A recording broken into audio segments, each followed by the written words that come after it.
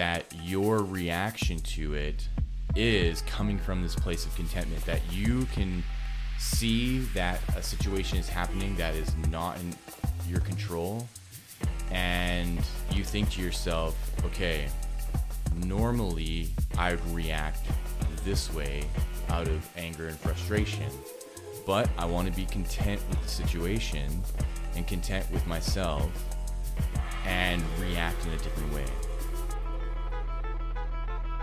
The Yoga Connection with Zorananda is a deep dive into the world of yoga, exploring the rich history of tradition, methodology, and practices both ancient and modern. Follow along as yoga is explored through solo episodes to guest interviews to understand its vast reach around the world.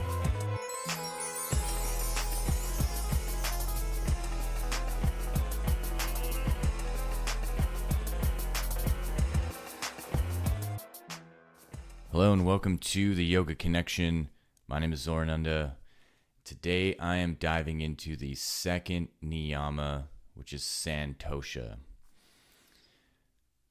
So in the last episode, I kind of went right into the topic of Santosha, so I didn't really fully explain the niyamas and specifically the difference between what the yamas are and what the niyamas. So yama simply means restriction, and niyama means without restriction. And so you essentially have this polarity between your do's and don'ts of morality and ethics and spirituality.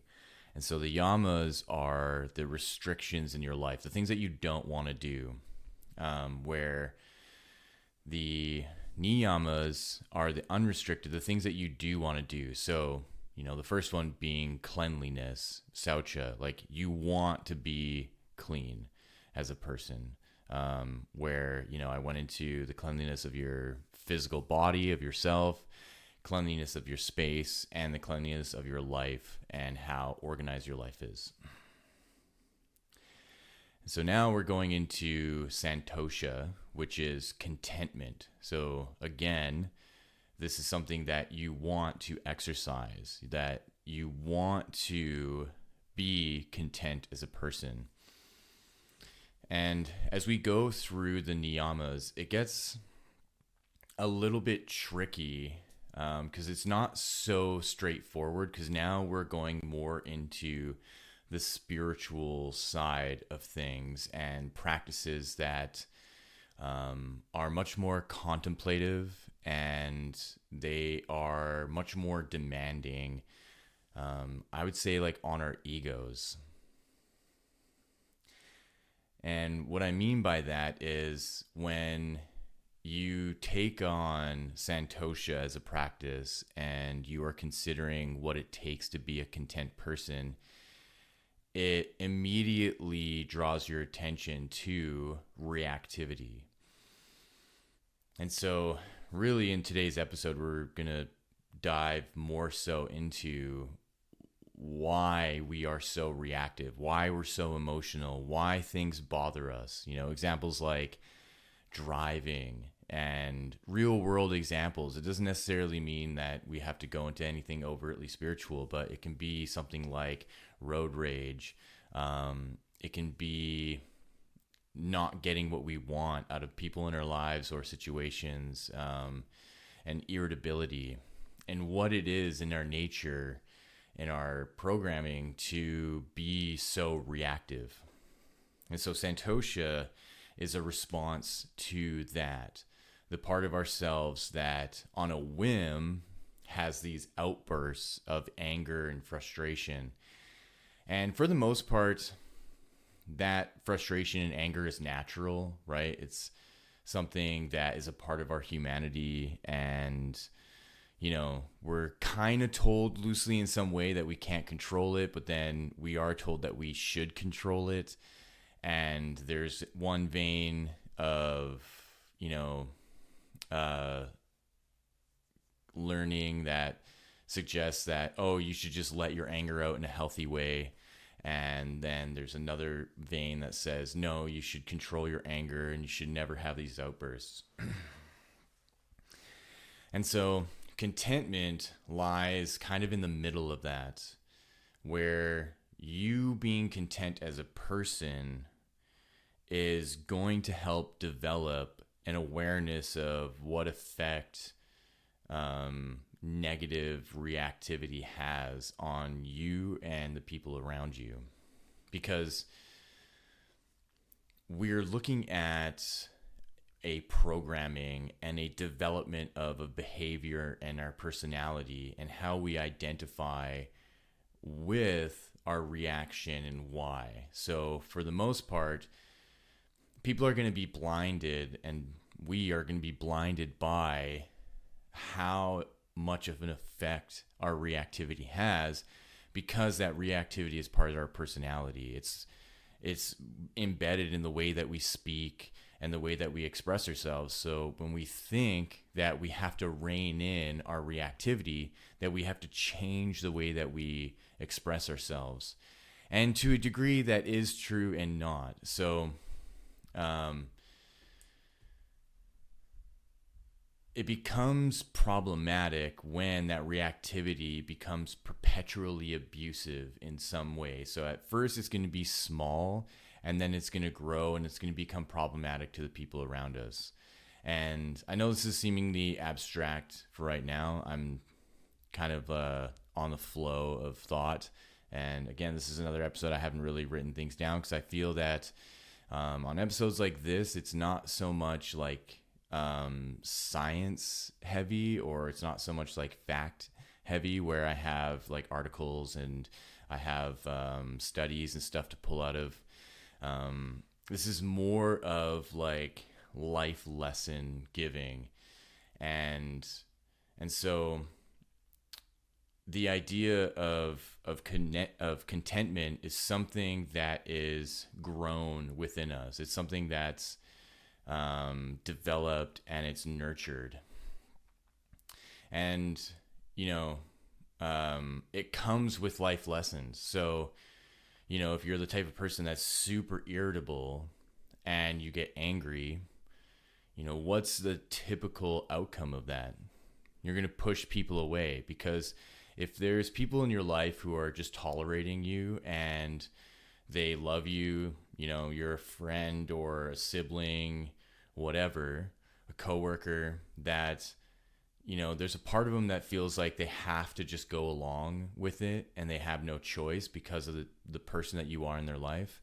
But it just goes to a certain extent and degree where that just can't be tolerated anymore.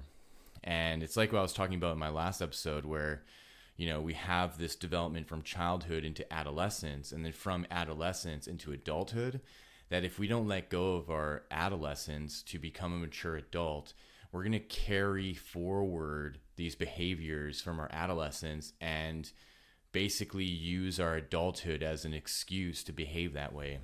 And when the people around you are growing into their adulthood and they're letting go of their adolescence, but they see you still being in it, and you're still highly reactive, you're still very angry and frustrated, and you lash out. And even though, like days later, you might apologize for something in a small way, but they don't see the changes, you're going to push people away.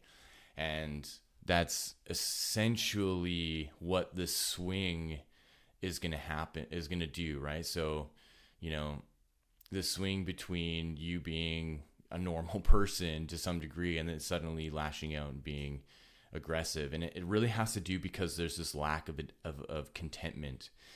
And so then what are we content with? What is contentment about? And that's the big question here. And how do we practice it? Like, what do we do to initiate having a level of contentment? And the contentment is when there's a situation that happens outside of yourself that you have no control over, that your reaction to it is coming from this place of contentment, that you can see that a situation is happening that is not in your control, and you think to yourself, okay, normally I would react this way out of anger and frustration, but I want to be content with the situation, and content with myself and react in a different way.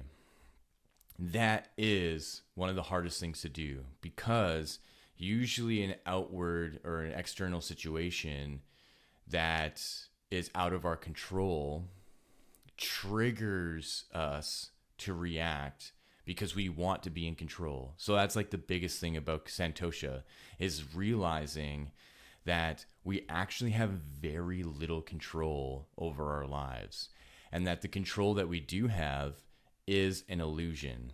And that's one of the biggest mind trips of all, because we all want to be in control. From the moment we wake up to the moment we go to bed, we want to feel like everything that's happened in our day was from our volition and we were in control of it, and that nothing goes wrong, because we don't want things to go wrong. We don't want to live a life chaotically where wild shit is happening to us all the time. We want to be in our comfort, and we want to be in our routine. So we want to wake up, have control over, making breakfast and making food, then getting into our vehicle, then going to work. We want to be in control so that we don't get into an accident. When we get to work, we want to be in control that we can do our tasks. When we're done work, we want to be in control to get home. So this like underlining need for that security is there all the time. So then when we do get into a car accident, or something else happens at work, or something happens to our child at school, or you name it, whatever, we're blindsided, that suddenly there's this rush of emotion that is quite difficult to control. And so the yoga practice, and in this case contentment and Santosha, is saying, can you be in a state where you are doing your life to the best you can, and when something happens out of your control, that you don't let that experience take you out of your contentment, to take you out of the joy that you have for your life. And that even though the emotions will come up, that you let them come out and out without translating into aggression. And you come back to yourself and you go, okay, how do I handle this situation in this equanimity and in this contentment, where I'm content, it is what it is, and now I'm going to deal with this the best way that I can, and feel good that I'm at least in control of how I'm reacting. I'm not in control of the situation, but I'm in control of how I'm reacting. And that becomes almost like a superpower. Like, that is an important quality to develop and to utilize, really, because it starts to show the people around that we have this kind of leadership quality, and that we can be a good example to not only, children in our life, but siblings and friends and other family and coworkers, that quality is a deeply trusting quality. So then people around you then feel really secure in themselves. And it's this reciprocation that is not really intended consciously. Like, you're not going to be thinking to yourself, oh, if I'm acting this certain way, then this is what's going to happen. That's just a byproduct of you being in that state of mind. And it's powerful because it becomes like magnetic, and the people around you start operating in that similar kind of way, without them really even knowing it, and that it kind of rubs off on them. And so the next level of this like sense of control, to me, is a trippy one, and I try to explain this to people, and I've had like little arguments about this, because most people don't know how to feel about this. When you think about control and you think about your life and decision making, you wake up in the morning and you're conscious. You're the one driving this meat suit, and you're the one with the life that you have. So to some degree, or to most of a degree, the house that you live in is because of the decisions that you've made, and you being in control of your finances and the job that you have, how you get to work. And so a lot of our sense of control is based on decision making. So when we decide to wake up and go brush our teeth, we're in control of picking up the toothbrush, brushing our teeth, going to the kitchen, making breakfast, getting to our car, going to where we need to go, walking our animal, like going to school, studying, whatever throughout the day has to do with decision making. We feel and we think we're in control of all that. And one of the trippiest realizations that I've had is that we're not in control of any of that. Everything that's happening is the earth. And even though we identify so strongly with this body, so strongly, that the body itself is the earth. And the process of growing this body and coming out into the world, we didn't have any control of. Can you think inside your head the moment of being in a womb and growing from a fetus into a human, and then from that coming out into the world through your mother? And no part of that were you in control of that. So right from the beginning, life happens without any control of the human consciousness in it.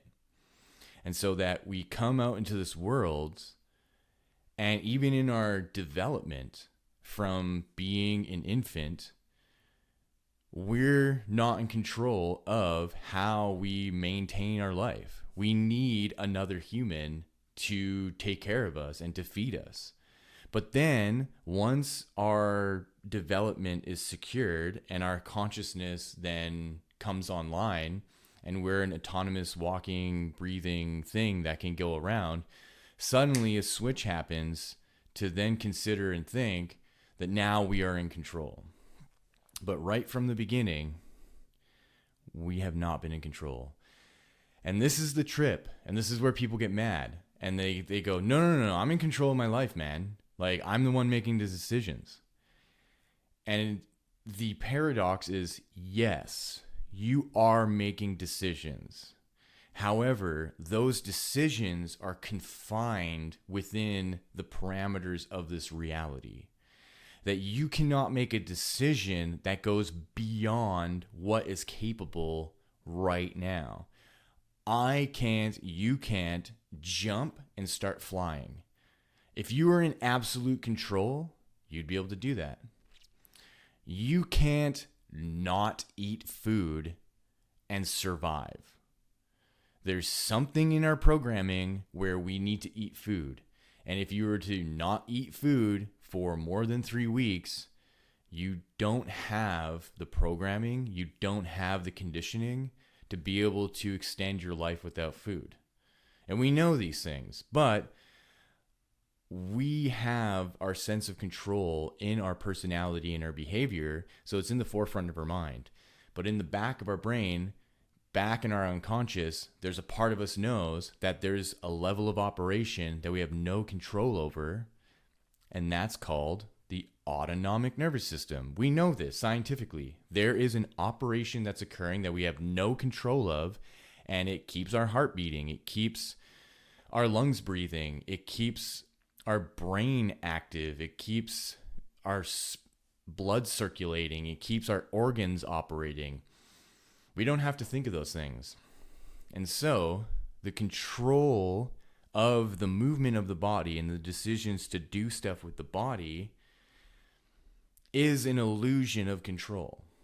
Because even in that base operation, even in that mode of working and doing, we are still not fully in control, and that the things that we're doing is guided.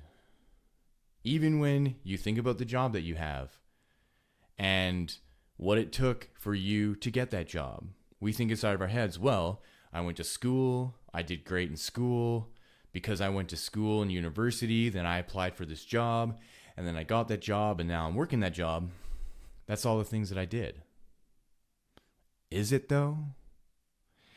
And so my point here is when we start to confront the operation of this body in this world, and we start to think that maybe there is a program in place for me to move through this life and to have these experiences, and that it was pre-programmed, can I take a step back and be content that my life is going to go in a direction and there's really not much I can do, and that I have to just live out that direction of my life?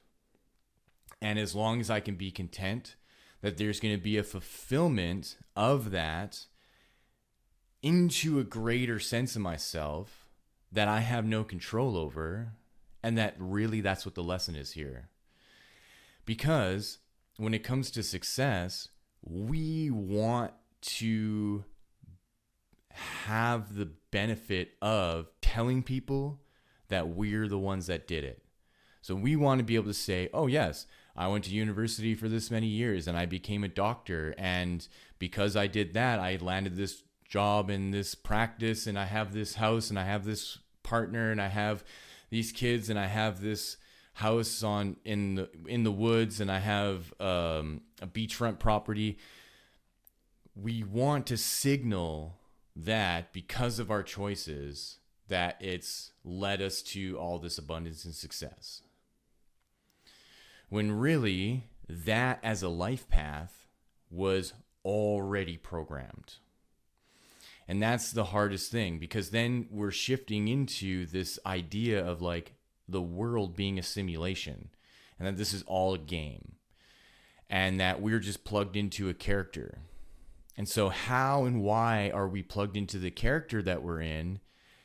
And is it possible that before this life that we were still a conscious being, and that we were in another realm where we were interfacing with the earth to then manifest as a physical being?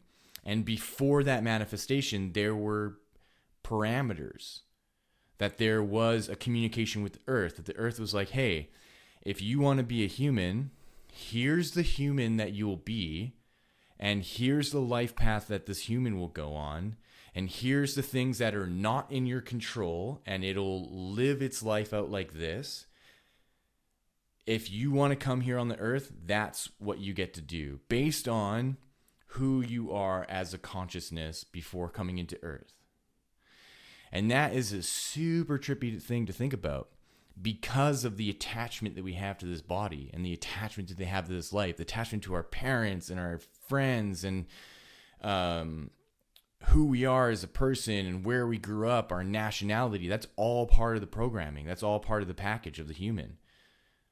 So is it possible to step out of the programming of this body and this being, and to come back to a sense of ourselves that was before this life, and to view the decision to go into this body and to live this life, and to go, oh, this is why these things have been happening in my life, and this is the trajectory that it's going, and there's things that I cannot escape. There are some experiences that are just going to happen, and that's the way of it. It's almost when you're in the experience and it just happens and there's nothing that you can do about it. What do we say? We're like, oh, that was God's plan. Oh, the universe, whatever, right? And so when we can take a step back and view from this point of origin before physical life, and to see the trajectory, and in yoga it's called dharma, it's your life path, and then it's the karmas the actions that shape the Dharma, that there is an opportunity for a new kind of choice. And that opportunity is introducing a more spiritual view of your life. So even though your life is going to still go the way that it is, it's still going to manifest. The dharmas and the karmas are set in place. But then within free will is spiritualize it. Still do what is set on your path. The job that you're in, the friends that you have, the people in your life. Spiritualize it. Because once you start to spiritualize it, then things open up. Then there's a new kind of way of developing. I know that is really difficult. It can be really difficult to come to terms with. And this is where contentment really plays.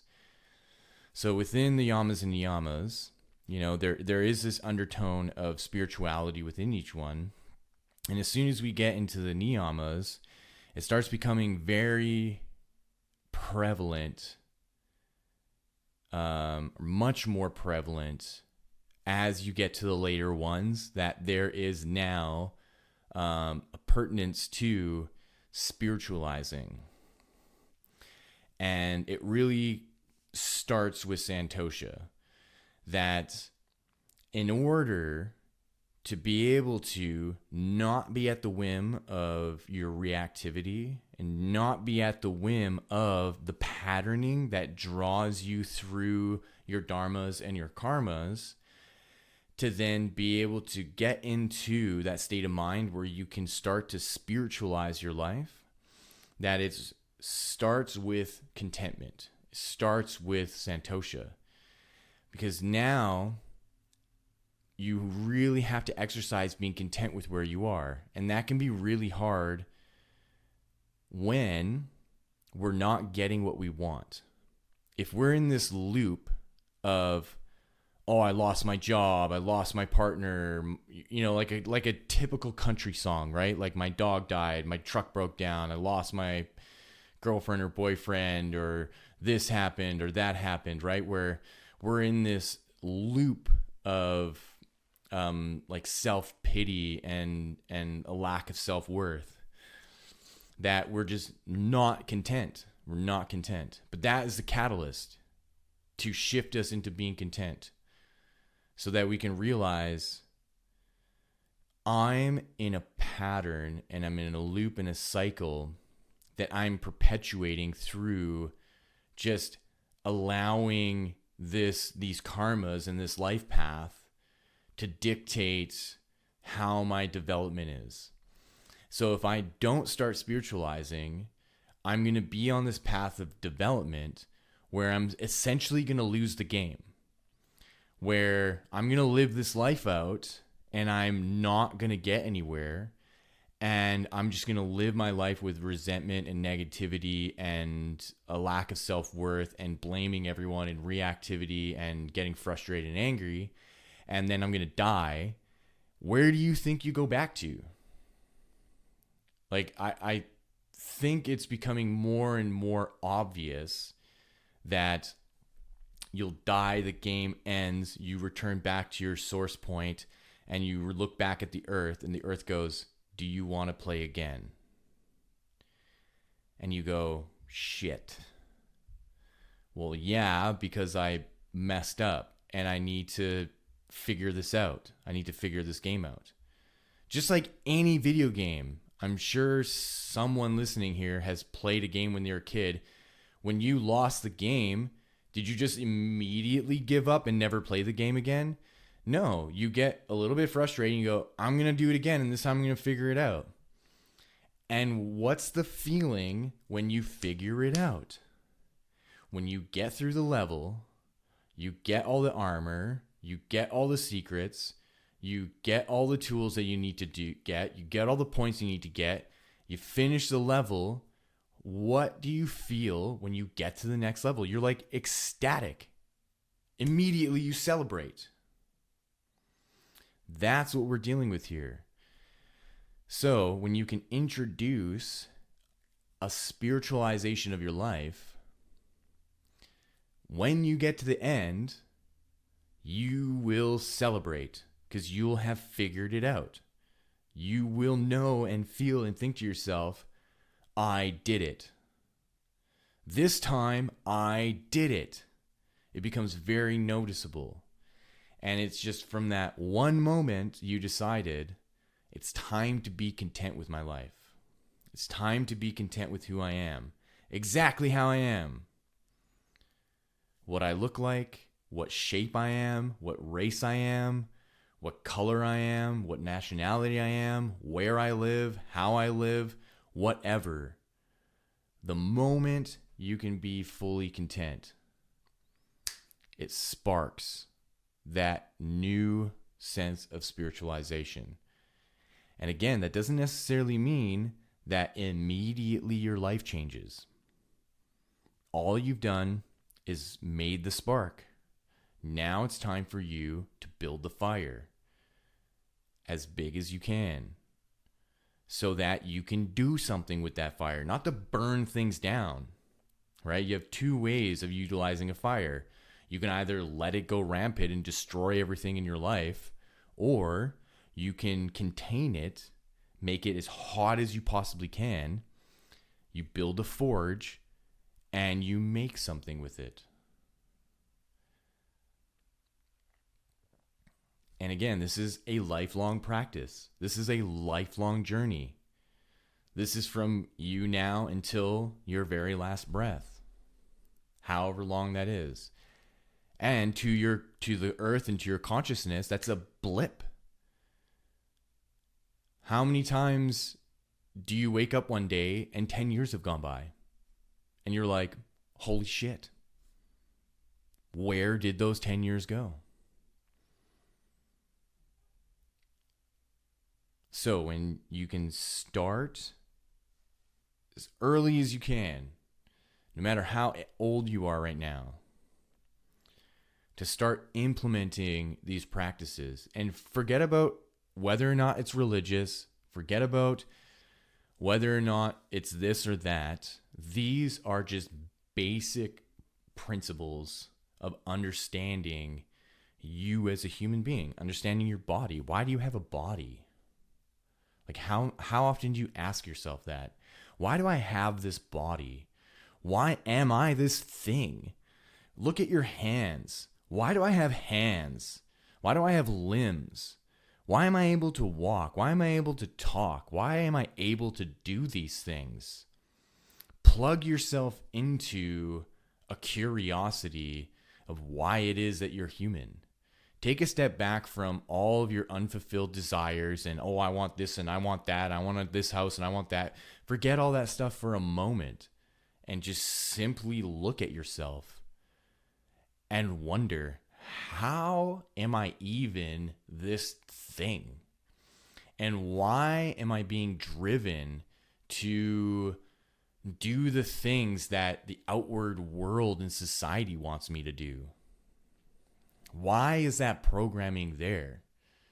And continue asking yourself questions and see if you can get to the point where then the decision for contentment can be rooted in. Oh, I'm content with being who I am. And the desires and the decisions that I have, forget about everybody else. Just me as this individual, walking, talking, biological machine. I am content with how I look, how I sound like, who I am, where I'm from, and what opportunities I have. And as long as you can affirm that and act on that, then the path of your life becomes clear. And what you do to then spiritualize your life so that it can be as abundant as possible, you will have won the game. And it's that simple. It's no longer about, well, I need to be the richest I can possibly be. Forget about that. It's being content so that the spiritualization of your life is newly embedded and acted upon. And as soon as that's established, you win, man. You win. And from that, a new unfolding happens. The next level happens. And I think that's what people get stuck on, is that they enter this level that is a challenging level of discomfort, and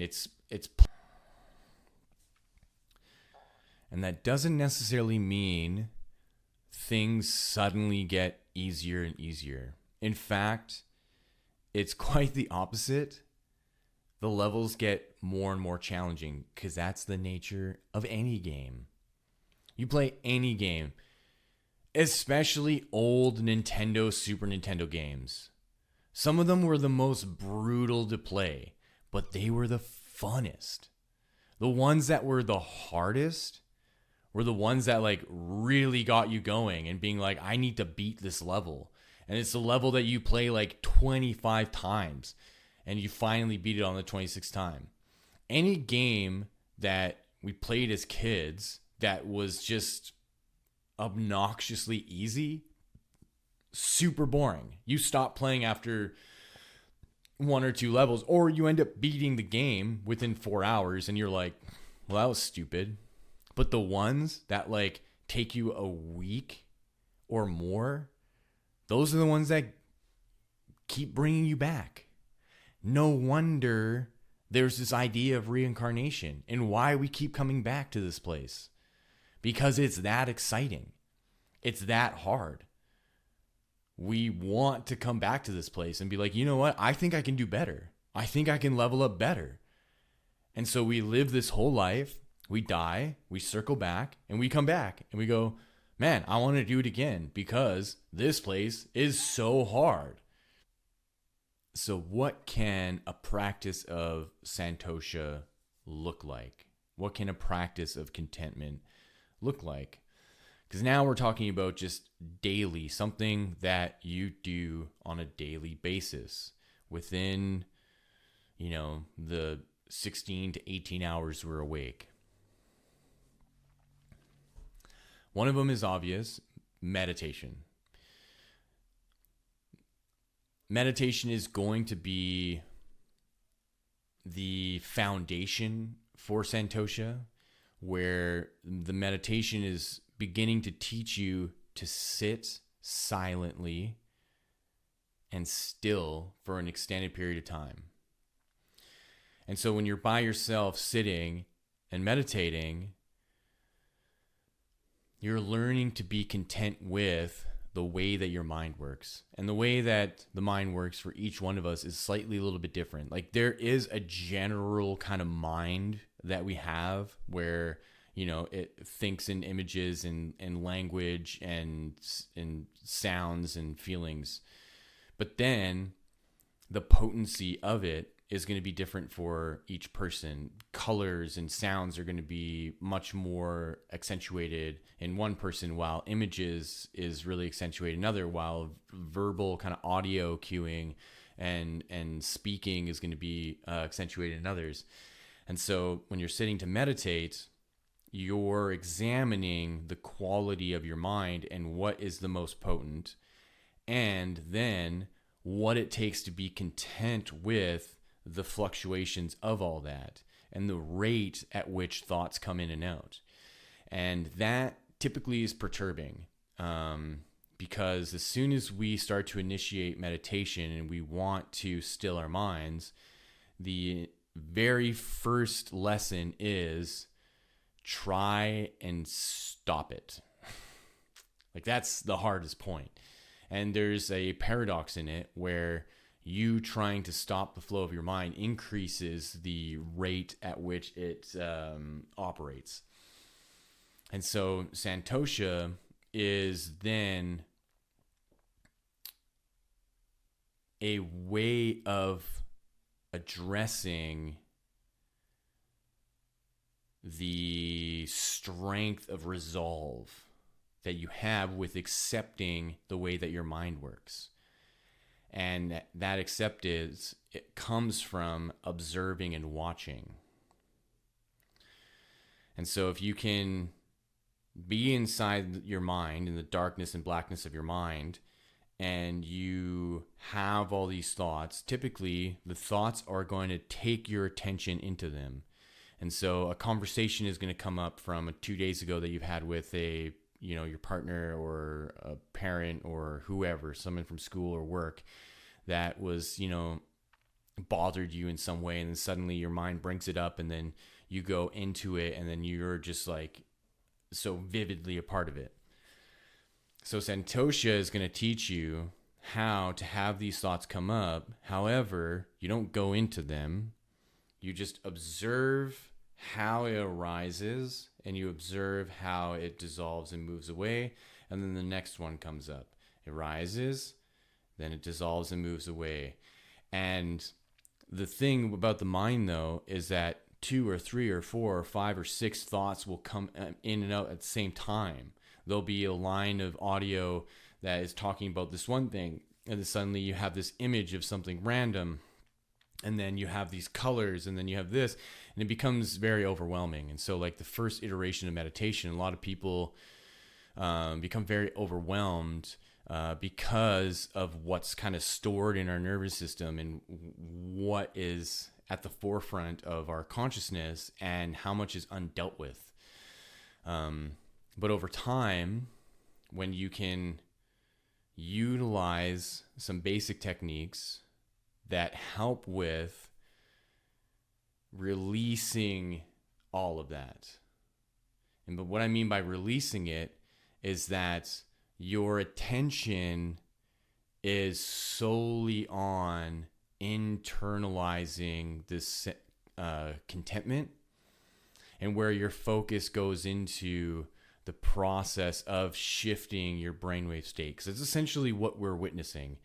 A part of all this movement of thought is also signaling from our brain. And so when we're in our beta wave state of consciousness, it's a part of how our brain is just perpetually sending off signaling that maintains our connection to our nervous system, specifically our peripheral nervous system and our sympathetic nervous system. And so a part of all of that thought and thinking and seeing and hearing internally is all of this firing that's happening as well. And so a large part of shifting our attention and shifting how our brain operates is the way that we're breathing. And so there is a correlation between our beta wave state and our unconscious pattern of breathing, which is typically very shallow. So we breathe really like a second at a time. We'll inhale for like maybe 1 second. We'll exhale for 1 second. We'll inhale for 2 seconds. We'll exhale for a second. We'll inhale for less, and it's not really consistent. It's all, kind of all over the place. And the body is doing this naturally to regulate that beta brainwave state. But as soon as we shift our breathing from autonomic to somatic, and so somatic just means we are in control of the way that our breathing is, where we consciously and deliberately inhale for 5 seconds, pause, exhale for 5 seconds, pause, inhale for 5 seconds, pause, exhale for 5 seconds, pause. And we keep that going. We do not stop.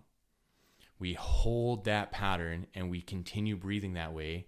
What happens is that we shift our brainwave state.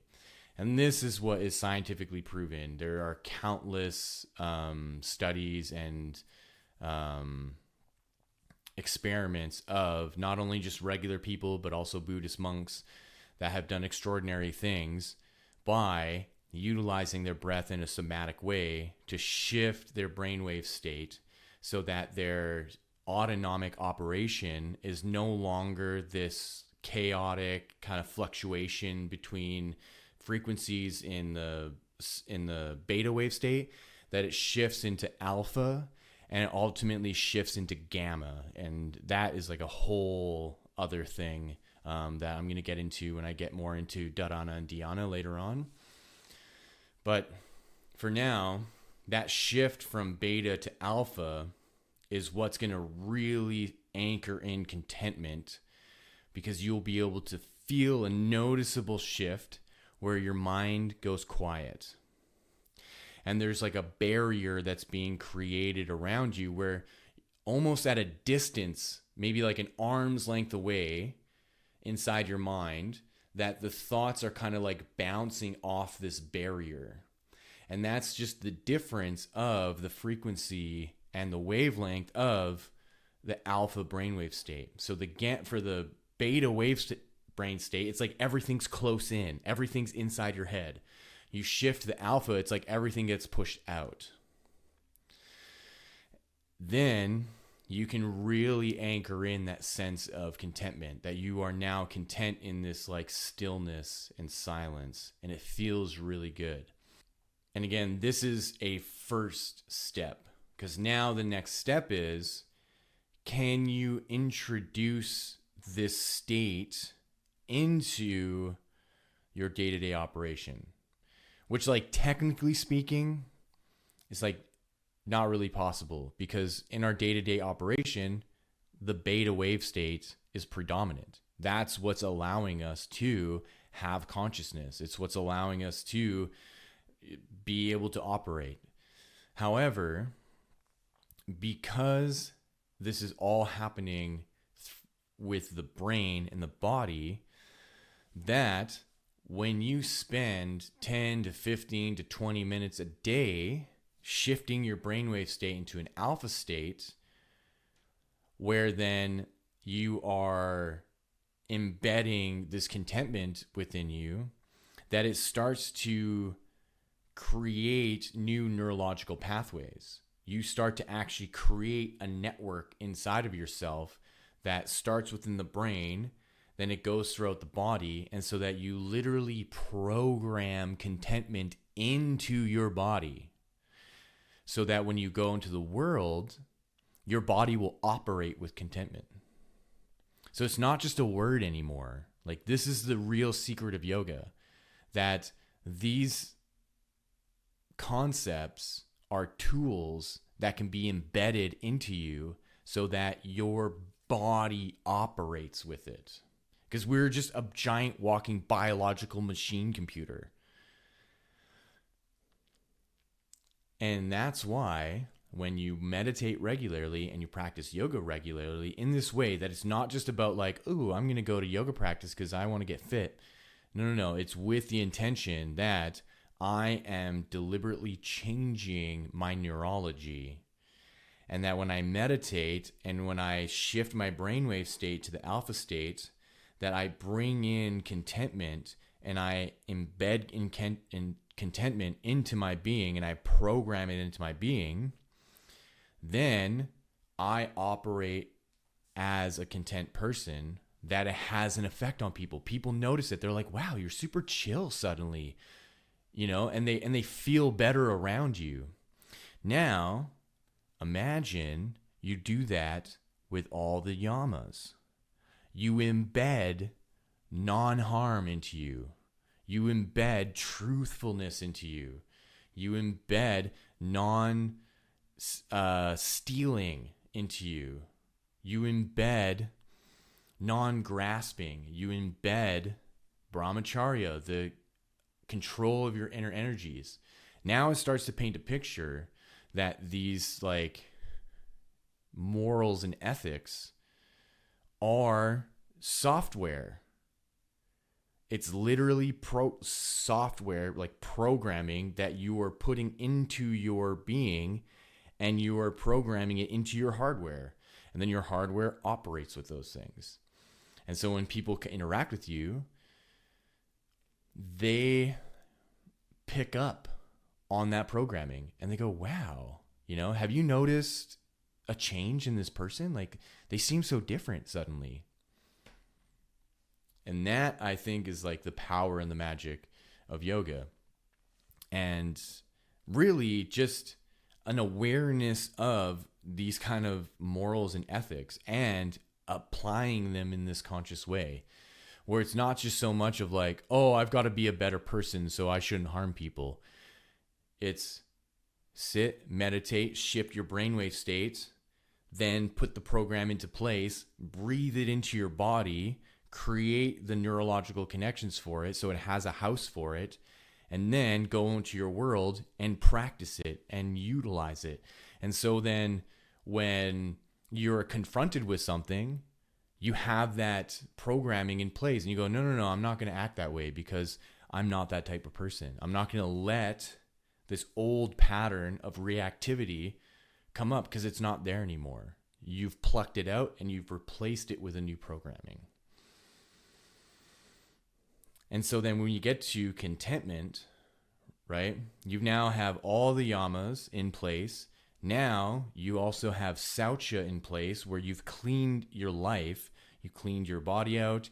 You've cleaned your space out around you. You've cleaned your life out. Now you have contentment. And it becomes this like powerful, potent sense of being able to shift into this relaxed state of being. And who you are as a person and your personality shifts and changes, but it's not like you lose sense of yourself. It's not like people are going to say, oh, like so-and-so is way different. They're like a shell of themselves. No, you're more of yourself. You're more of who you are. You feel more confident. You feel way better about who you are because you're content now. You're content with how you look like. You're content with where you're from, what your nationality is, what your race is, whatever, what your gender is. It doesn't matter. You are fully content with yourself. And that becomes super powerful and very inspiring to operate from. I think it's a good place to end it there. Of course, as usual, there will be links in the description. If you have any questions, feel free to message me. I have a contact submission on my website. You can message me through Instagram. I highly encourage that. It's great to hear from folks and to be able to answer any questions. With that, have a wonderful rest of your day. Enjoy.